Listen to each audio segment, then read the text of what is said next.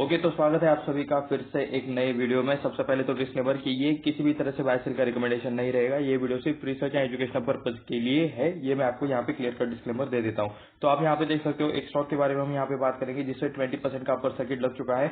Stock में 20% का upper circuit लगा है, इसलिए यहाँ पे मतलब बहुत सारी रिटेल पब्लिक जा सकती है बिना कुछ चेक किए। तो इसलिए हम यहाँ पे ये वीडियो बना रहे हैं ताकि हम यहाँ पे इसके फंडामेंटल्स चेक कर सके। यहाँ पे हम ये देख सके कि क्या कंपनी सच में इतनी काबिल है कि यहाँ पे मतलब 20% से ये अप होना चाहिए, या फिर यहाँ पे ऑपरेटर का गेम चल रहा है, ऑपरेटर यहाँ पे इन्वेस्टर्स को ट्रैप कर रहा है। तो कुछ भी हो सकता है। तो यहाँ पे आपके सामने स्टॉक है, यहाँ पे देख सकते हो 20% का यहाँ पे आपको अपर सर्किट देखने को मिल रहा है। स्टॉक यहाँ पे आज 20% से भागा है, प्लस 30 पॉइंट से आपको ये भागते हुए देखने को मिला है। ये आप यहाँ पे देख सकते हो 30.90 यानी कि अप्रोक्सीमेटली 31 पॉइंट से 31 रुपीज से ये स्टॉक आज आपको इंक्रीज होते हुए देखने को मिल रहा है। आज का वॉल्यूम भी देख सकते हो, मार्च मंथ का स्टार्टिंग आपको यहाँ से देखने को मिल रहा है। मार्च मंथ का स्टार्टिंग का आज का फर्स्ट डेट था, मैं आपको यहाँ पे दिखा भी देता हूँ। ये आप यहाँ पे ऊपर देख सकते हो 1 मार्च का फ्राइडे को मैं ये वीडियो बना रहा हूँ। तो आज इसमें अच्छा खासा मूवमेंट आया है, ऐसा चाहे तो आप यहाँ पे कह सकते हो। आपका मतलब अगर कल का यहाँ पे क्लोजिंग प्राइस आप चेक करोगे तो 160, 155, 156 के आसपास कहीं पर तो हुआ होगा। और उसके बाद आप यहाँ पे देख सकते हो मतलब स्टार्टिंग से ही स्टॉक ये मतलब ऊपर जाना, यहाँ पे मतलब ऊपर जा रहा था स्टॉक मार्केट की ओपनिंग होते ही। एंड उसके बाद यहाँ पे लिटरली बाद में अपर सर्किट लग गया। 185 रुपीज के आसपास ये स्टॉक आपको क्लोज होते हुए देखने को मिल रहा है। 30 रुपीज यानी कि 150 रुपीज से मतलब ये स्टॉक अप्रोक्सीमेटली 155 के आसपास शायद सुबह था। तो वहां से मतलब अभी ये 185 के आसपास आपको क्लोज होते हुए देखने को मिल रहा है। ठीक है, कल की लास्ट की क्लोजिंग 155 के आसपास थी, ऐसा मैं कह रहा था। ठीक है, तो यहाँ पे वॉल्यूम भी आप यहाँ पे देख सकते हो अच्छा खासा आपको यहाँ पे स्टॉक में आज वॉल्यूम आते हुए देखने को मिल रहा है। थोड़ा सा हम यहाँ पे 1 डे के टाइम फ्रेम पर डेटा देखेंगे ताकि हमें यहाँ पे एक साल के अंदर का लास्ट का स्टॉक का बिहेवियर थोड़ा सा हमें चेक करने के लिए मिल जाए। तो स्टॉक यहाँ पे डाउन ट्रेंड में था इतने दिनों तक। ये आप यहाँ पे देख सकते हो लास्ट के एक साल का पूरा डेटा आपके सामने आपको ये यहाँ पे देखने को मिल रहा है। ठीक है, इसको और थोड़ा सा छोटा कर लेता हूँ। ओके, तो आप यहाँ पे देख सकते हो यहाँ पे 2023 लिखा हुआ है, ये रहा 2023। तो यहाँ से यहाँ तक पूरा आपको मतलब एक साल के भी मतलब ज्यादा का डेटा आपको देखने को मिल रहा है। एक साल पहले इसका प्राइस अप्रोक्सीमेटली 250 260 के आसपास था। स्टॉक कंटिन्यूसली नीचे गिरते हुए आपको यहाँ पे देखने को मिल रहा है। उसके बाद यहाँ पे बड़ी बड़ी कैंडल्स भी देखने को मिल रही है। ये ग्रीन कैंडल्स है। उसके बाद स्टॉक मतलब एक बड़ी कैंडल ग्रीन कैंडल बनाते हैं, उसके बाद काफी छोटी छोटी रेड कैंडल बनाते हुए आपको देखने को मिल रहा है। यानी कि तेजी एक दिन में आ जाती है और यहाँ पे कंटिन्यूसली बाकी के मतलब 10-12 दिन गिरावट चलते रहते हैं। ये आप 1 डे के टाइम फ्रेम पर की सारी कैंडल्स है यहाँ पे देख सकते हो कि मतलब हर दिन यहाँ पे रेड ही देखने को मिला है। एक छोटा सा यहाँ पे ग्रीन कैंडल बना है और अदरवाइज यहाँ पे सारी की सारी रेड कैंडल्स देखने को मिल रही है।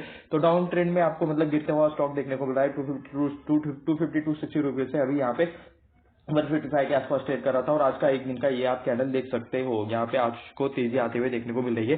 क्या आपको इससे रिलेटेड कुछ न्यूज पता है? मैंने तो चेक किया तो मुझे तो अब तक इससे रिलेटेड कोई न्यूज नहीं मिली। अगर आपको मतलब इस स्टॉक से रिलेटेड कुछ न्यूज पता है तो आप मुझे नीचे कमेंट करके जरूर बता देना। ठीक है, एंड मतलब हम इस वीडियो में स्टॉक से रिलेटेड काफी डेटा, बहुत सारा डेटा देखेंगे कि मतलब इनका फंडामेंटल चीजें फंडामेंटल चीजें कैसी है, रिजल्ट कैसा है, इनका बिजनेस कैसा है। तो ये सारी चीजें हम यहाँ पे इस वीडियो में कवर करने वाले हैं। तो वीडियो के अंत तक लास्ट तक बने रहे।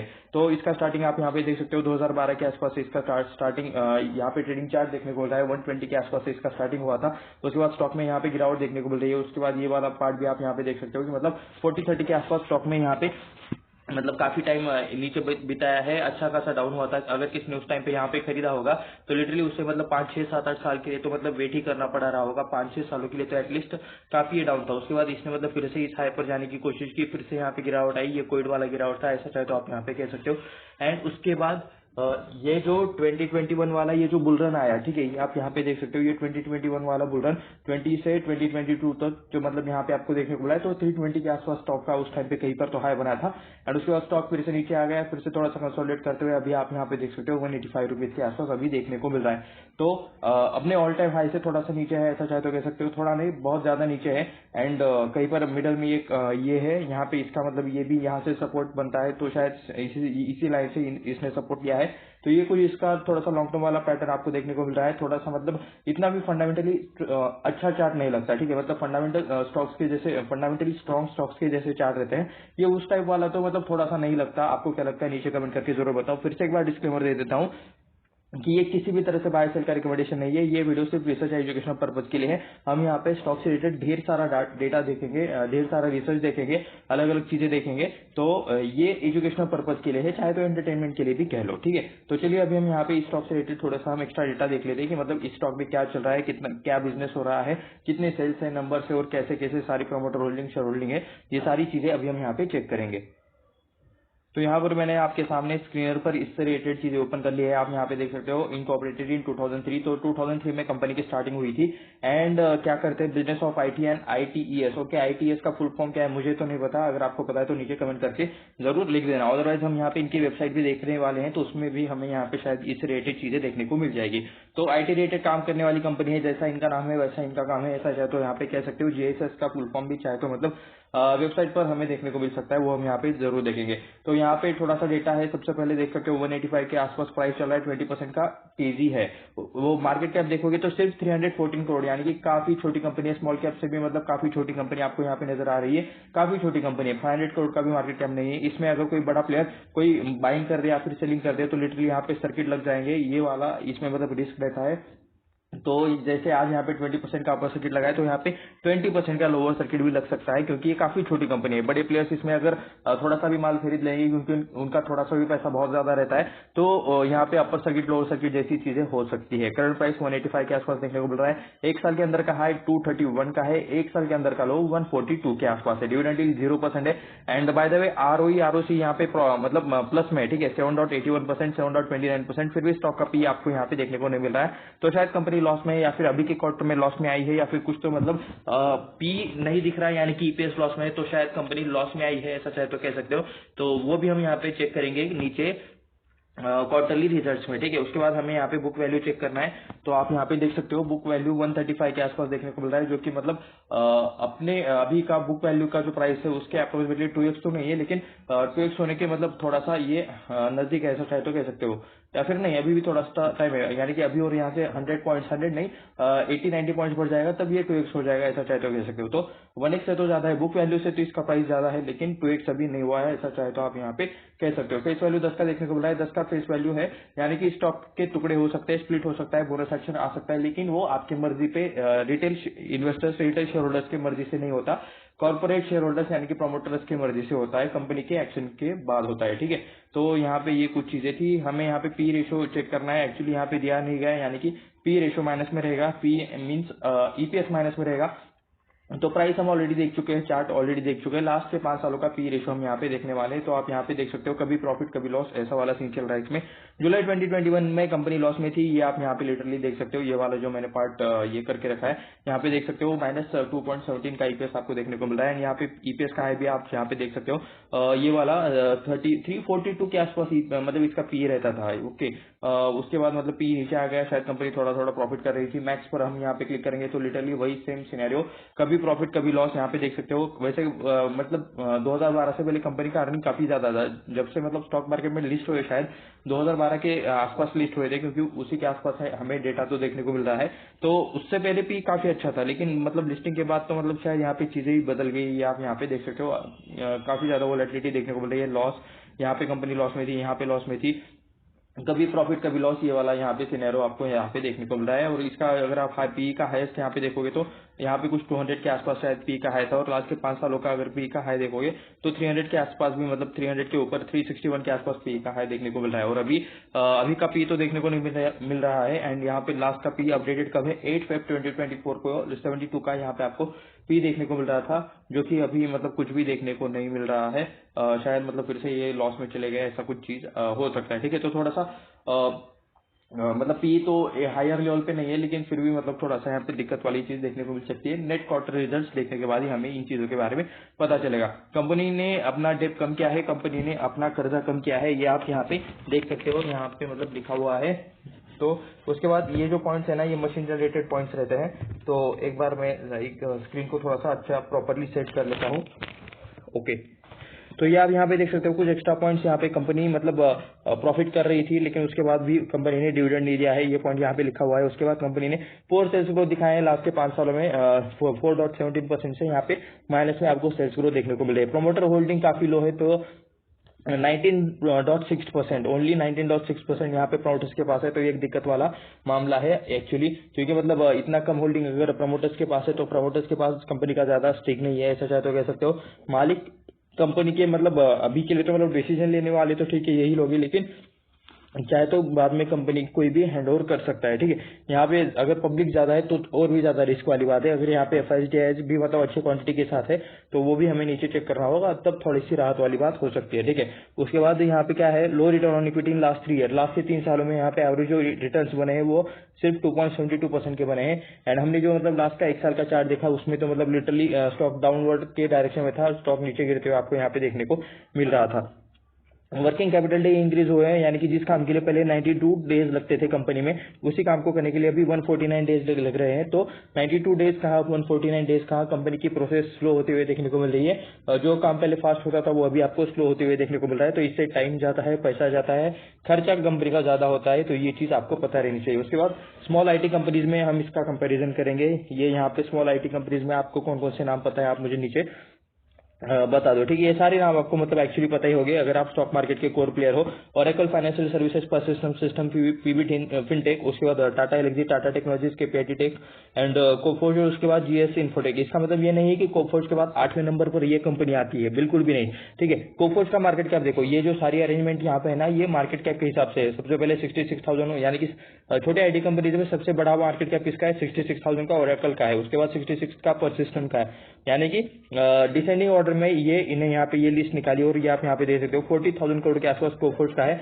और उसके बाद भी कोफोर्ज के बाद बहुत सारी ऐसी कंपनीज आती है जिसका मार्केट कैप 314 करोड़ से ज्यादा है। ठीक है, हमें सिर्फ कंपैरिजन के लिए इसका नाम यहाँ पे 8 नंबर पर दिया गया है। समझ लेना कि 8वें नंबर की कंपनी है लिस्ट में। पी तो इसका है नहीं, तो कंपेयर करेंगे कहाँ से, तो छोड़ देते हैं। और पी क्यों नहीं है तो देख सकते हो अभी के जो रिसेंट क्वार्टर में इन्होंने लॉस किया है -98 करोड़ का लॉस किया इन्होंने। ठीक है, तो IT का थोड़ा सा परफॉर्मेंस खराब हो गया था, लेकिन सारी IT कंपनी उससे उभर रही है, लेकिन फिर भी इन्होंने लॉस किया है। तो ये थोड़ी सी दिक्कत वाली बात देखने को मिल रही है। मार्केट कैप के हिसाब से तो काफी मतलब कम मार्केट कैप है, तो ये थोड़ा सा रिस्क तो आपको यहाँ पे देखने को मिल ही रहा है। पी ही नहीं है तो क्या ही कंपेरिजन कर ले। क्वार्टरली रिजल्ट पर आते हैं, तो यहाँ पे क्वार्टरली रिजल्ट में आप यहाँ पे चेक कर सकते हो December 23। ओके, शायद ईयरली जो परफॉर्मेंस था ना उसमें लॉस है टोटली। अभी हम यहाँ पे क्वार्टरली देखेंगे तो आप यहाँ पे देख सकते हो, तो कंपनी का सेल एक्सपेंसेस, इनकम से एक्सपेंस माइनस करने के बाद ये ऑपरेटिंग प्रॉफिट आता है 0.49 करोड़ के आसपास ऑपरेटिंग प्रॉफिट है। कितना है ऑपरेटिंग प्रॉफिट, 2.55% इसका सेल्स का। ठीक है, 19 करोड़ का यहाँ पे 2.55% का मतलब ऑपरेटिंग प्रॉफिट मार्जिन है। उसके बाद 0.01 करोड़ का यहाँ पे अदर इनकम, 0.23 करोड़ का ये क्या है, ये इंटरेस्ट देखने को मिल रहा है एंड ये डिप्रिसिएशन। तो थोड़ा सा इंस्टॉलमेंट एंड कुछ डिप्रिसिएशन लाइबिलिटी रिलेटेड चीजें रहती है जो आपको यहाँ से मैनेज करनी पड़ती है 0.49 से, और ये अदर इनकम प्लस हो जाता है इसमें। ठीक है, तो सारी चीजें घटाकर बढ़ाकर आप यहाँ पे देख सकते हो 0.24 करोड़ का यहाँ पे प्रॉफिट बिफोर टैक्स है, जिसमें 75% टैक्स। ओके, लिटरली मतलब इतना ज्यादा टैक्स स्लैब, मतलब 75%। ओके, यहाँ पे मतलब लिटरली एडजस्टमेंट देखने को मिल रहा है। अभी इतना ज्यादा टैक्स स्लैब क्यों देखने को मिलता है, तो कभी मतलब इससे पहले यहाँ पे एडजस्टमेंट हुआ होगा टैक्स का। यहाँ पे देख सकते हो 0% टैक्स लिया गया था मार्च 2022 में। उसके बाद 6% टैक्स लिया गया था मार्च सितंबर 2022 में। मार्च 23 में यहाँ पे -3.51% के आसपास भी टैक्स लिया गया था। ठीक है, उसके बाद 61%, 92%, 75%। तो आपको बड़े बड़े टैक्स स्लैब यहाँ पर देखने को मिल रहे हैं। टैक्स रेट एडजस्टमेंट यहाँ पे चलते हुए देखने को मिल रही है।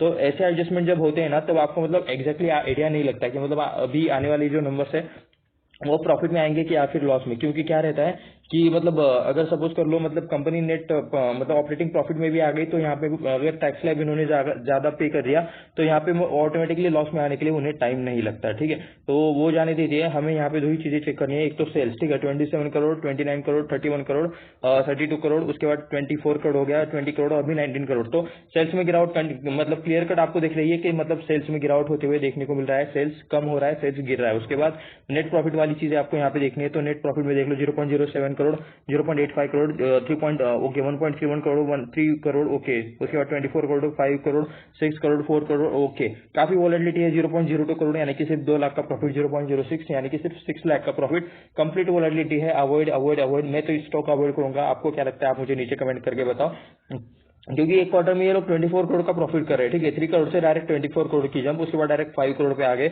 उसके बाद 6 करोड़ पे आ गए, और कंटिन्यूसली नीचे नीचे जाते हुए आपको यहाँ पे देखने को मिल रहे हैं। तो फंडामेंटल के हिसाब से तो मतलब इससे तो मैं कंप्लीटली अवॉइड करूंगा। आपको क्या लगता है नीचे कमेंट करके जरूर लिख देना। 14.85 करोड़ के आसपास का मार्च 23 का प्रॉफिट है। बाकी सारी चीजें चाहे तो आप यहाँ पे स्क्रीनशॉट लेकर चेक कर लो। 291 करोड़ का यहाँ पे मार्च 2012 में सेल होता था, वो बाद में मतलब 213 करोड़ हो गया, 141 करोड़ हो गया, गिर गया, 138 करोड़ हो गया, 116 करोड़ हो गया, 114 करोड़ हो गया। तो अभी टीटीएम में तो सिर्फ 85 करोड़ के आसपास का इनका बिजनेस देखने को मिल रहा है, और अभी वाले जो मतलब मार्च का 24 का आने वाला है डेटा, ठीक है, इसमें ये नेट लॉस में आपको देखने को मिल रहा है, शायद इसलिए आपको यहाँ पे ईपीएस देखने को नहीं मिल रहा है, ईपीएस माइनस में, और पी रेशियो देखने को नहीं मिल रहा। उसके बाद देख सकते हो लॉस लॉस, उसके बाद थोड़ा सा प्रॉफिट, फिर बड़ा लॉस, थोड़ा सा प्रॉफिट, बड़ा लॉस, थोड़ा प्रॉफिट, थोड़ा प्रॉफिट, प्रॉफिट, लॉस, उसके बाद प्रॉफिट, प्रॉफिट और अभी लॉस, ठीक है।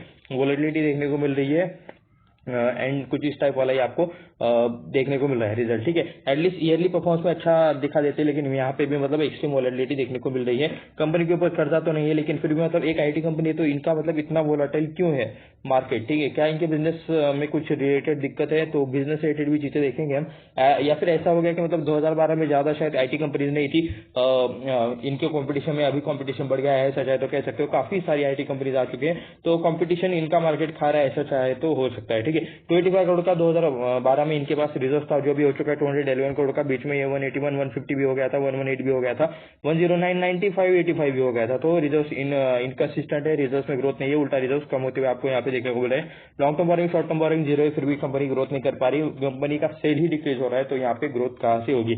फिक्स एसेट देख सकते हो, 268 करोड़ के पहले एसेट थे, वो 130 करोड़ के आसपास अभी वो देखने को मिल रहे हैं, यानी कि कंपनी के एसेट कम हो रहे हैं, कंपनी अपने एसेट बेच रही है, ऐसा चाहे तो आप यहाँ पे कह सकते हो। बाय द वे, कंपनी के एसेट के नाम पर कंपनी के पास है क्या, कंप्यूटर्स है, जो कि सिर्फ 65 करोड़ के पहले थे, उसमें से भी अभी सिर्फ 1 करोड़ के हैं। आईटी कंपनी और सिर्फ 1 करोड़ के कंप्यूटर्स चाहिए, थोड़ा सा मुझे मतलब डाउटफुल लगता है। इंटेंजिबल एसेट है 130 करोड़ के आसपास, बाकी 0 फर्नीचर, प्लांट, मशीनरी, ऐसा कुछ भी यहाँ पे व्हीकल भी देखने को नहीं मिल रहा है। आईटी कंपनी के पास व्हीकल भी रहते हैं, फर्नीचर्स भी रहते हैं, तो पता नहीं मतलब ये चीज यहाँ पे देखने को क्यों नहीं मिल रही। शेयर होल्डिंग पैटर्न देख लेते हैं। प्रमोटर्स का यहाँ पे 17% का हिस्सा था पहले, जो बाद में 12% हो गया, फिर 12%, फिर प्रमोटर्स ने हिस्सा बढ़ाया, फिर बढ़ाया और अभी फिर से चेंज कर दिया और घटा दिया, ठीक है, 12% का।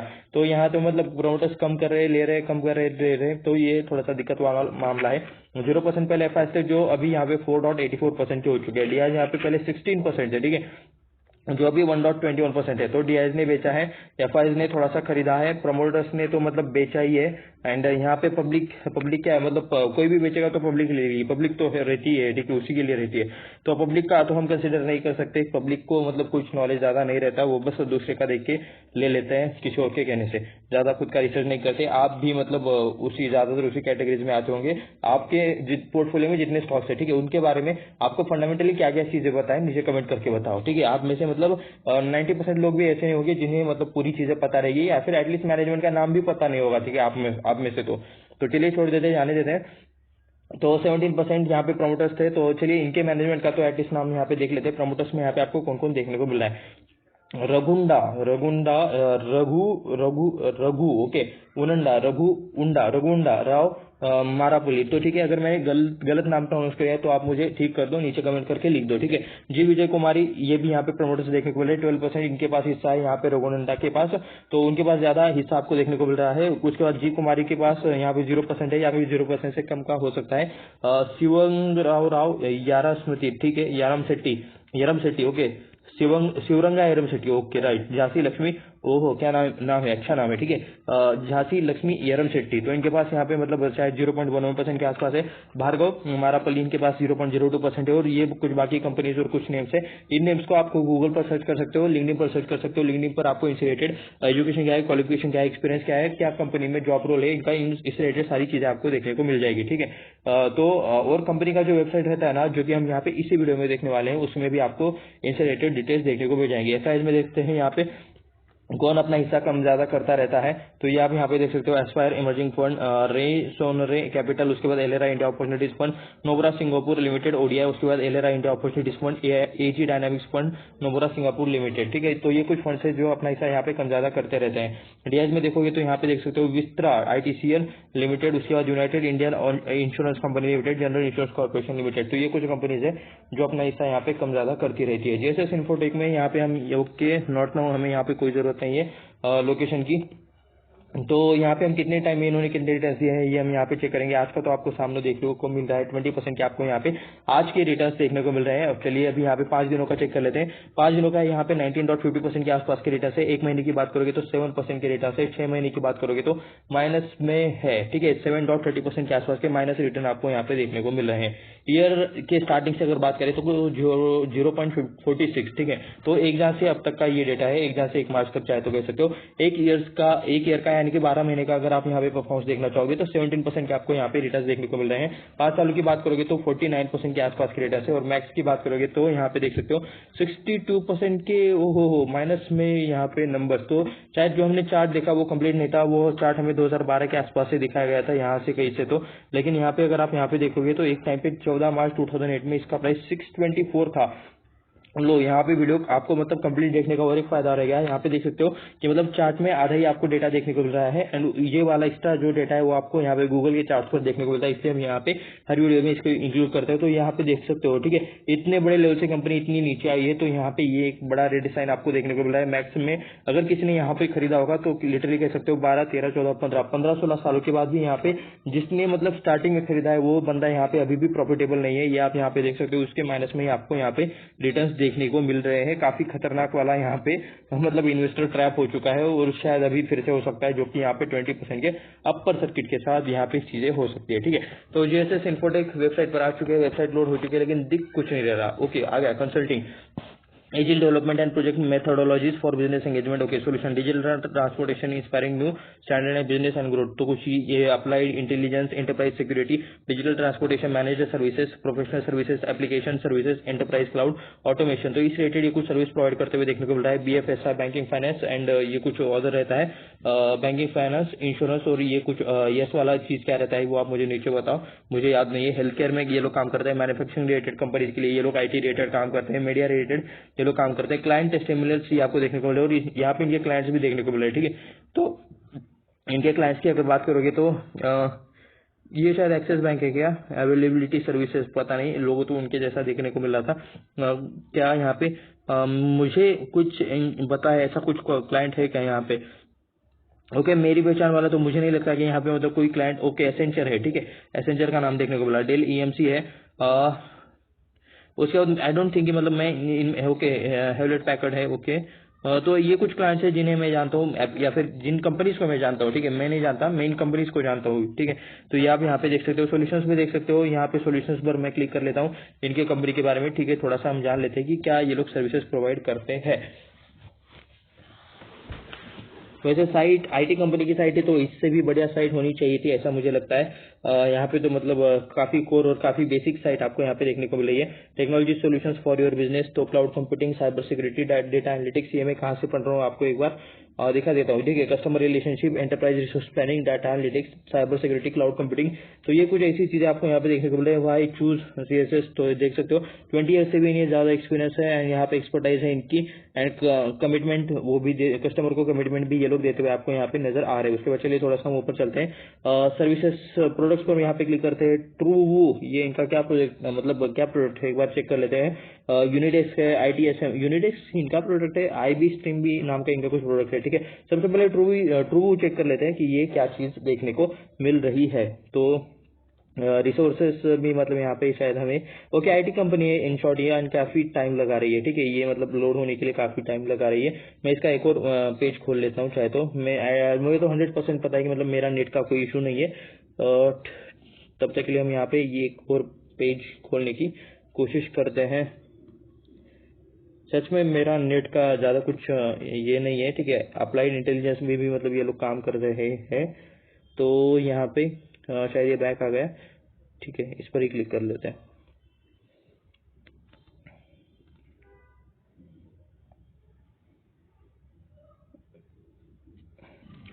ओके, तो IT रिलेटेड काम करने वाली कंपनी। और यहाँ पे आप एक चीज नोटिस कर सकते हो, मैंने अभी अभी NSE की साइट खोली। NSE जैसा मतलब साइट ओपन हो गया है यहाँ पे, जिसके ऊपर काफी डेटा रहता है, वो इसे जल्दी ओपन हो गया, लेकिन ये साइट ओपन नहीं हो रही, ये भी ओपन नहीं हो रहा। और यहाँ पे ये भी चीज आप देख सकते हो, ये भी मतलब ओपन नहीं हो रही। तो होम पे जाकर अभी बस मुझे एक ही चीज़ यहाँ पे देखनी है कि यहाँ पे मतलब कंपनी के मैनेजमेंट में कौन है, ठीक है, मैनेज सर्विसेज, एप्लीकेशन मैनेजमेंट, ये तो कंसल्टिंग रिलेटेड चीज़ें हैं। तो इनके बोर्ड्स में कौन है, यही चीज़ें मुझे यहाँ पे सिर्फ अभी देखना बाकी है। IT रिलेटेड काम है, बस अभी के लिए तो बस इतना समझ लो। देख सकते हो ये साइट लोड नहीं हो रही यहाँ पे। ओके, सर्विसेज प्रोडक्ट कंपनी पर आ गए। कंपनी में यहाँ पे बोर्ड ऑफ डायरेक्टर्स पर, ओके, कॉन्टैक्ट अस पर क्लिक हो गया, तो बोर्ड ऑफ डायरेक्टर्स पर मैं यहाँ पे क्लिक कर रहा हूँ। तो ये आप यहाँ पे देख सकते हो CEO कौन है यहाँ पे, भार्गव मारापल्ली, ये इनके CEO है जिन्हें 20 ईयर्स का एक्सपीरियंस है और बाकी सारी चीजें चाहे तो आप यहाँ पे पढ़ सकते हो। एंड बाकी इनके रिलेटेड मतलब कुछ है, मतलब जो नाम आपको यहाँ पे मतलब प्रमोटर्स में देखने को मिले थे वही नाम आपको यहीं पर देखने को मिल जाएंगे। बाकी देखते हैं फिर से एक बार यहाँ पे हम क्या कुछ मतलब इस बार हम ITSM पर क्लिक करेंगे, देखते हैं ओपन होता है या नहीं। ओके, ये तो ओपन हो गया। तो ये ITSM क्या है, IT सर्विसेज सपोर्ट, ओके, तीसरे रेटेड टूल है। Tighter integration of functions that correlates with the activities of the broader IT support organisation, ITSM tools. Okay, ये इनका कुछ टूल है जो सपोर्ट प्रोवाइड करता है IT रिलेटेड कंपनीज को। तो ये आप इनसे रिलेटेड चीजें चाहे तो आप यहाँ पे पढ़ सकते हो। तो ये इनका कुछ टूल है। ओके, ये यूनिफाइड क्लाउड प्लेटफॉर्म भी इनका देखने को मिल रहा है, UCP सॉफ्टवेयर इंटरफेस भी देखने को मिल रहा है प्रोडक्ट्स में। और हम यहाँ पे क्या चीज चेक कर सकते हैं, चलिए यूनिटेक्स एक बार मैं यहाँ पे चेक करना चाहूंगा क्या यहाँ पे है चीज ये। Okay, Unitex value proposition, high quality ticket resolution with lower low operational overhead. Okay, no heat. Unitex cloud तो we create instant each days. Okay, ठीक है, it has built in CMDB capability. तो जिस किसी को मतलब इसके बारे में ज्यादा चीजें पता है वो हमें और एक्स्ट्रा मतलब समझा सकता है नीचे कमेंट करके। तो अगर किसी को इन चीजों के बारे में नॉलेज है, अच्छा खासा पता है, तो आप मुझे नीचे कमेंट करके या फिर हम सभी को कमेंट करके बता सकते हो। तो ये था एक थोड़ा सा GSS इन्फोटेक रिलेटेड थोड़ा सा शॉर्ट एनालिसिस। यहाँ पे 20% का चाहिए तो मतलब लोगों को पता रहना चाहिए कि यहाँ पे क्या चल रहा है, इस स्टॉक में यहाँ पे क्या चीजें है। वरना सिर्फ लोग यहाँ पे प्राइस देखकर चले जाते हैं कि मतलब एक दिन में 20% बढ़ा है तो लोगों को लगता है बहुत अच्छा स्टॉक है, लेकिन ऐसा नहीं रहता। ठीक है, सारी चीजें चेक करने के बाद ही आपको ये मतलब डिसीजन लेना होता है। और ये यहाँ पे हम किसी भी तरह से बाय सेल का रिकमेंडेशन नहीं है। ये वीडियो सिर्फ रिसर्च एजुकेशनल पर्पज के लिए है। ऐसे ही और वीडियोस देखने के लिए चैनल को सब्सक्राइब करें, वीडियो को लाइक करें, अपने दोस्तों के साथ शेयर भी करें। मिलते हैं नेक्स्ट वीडियो में, धन्यवाद।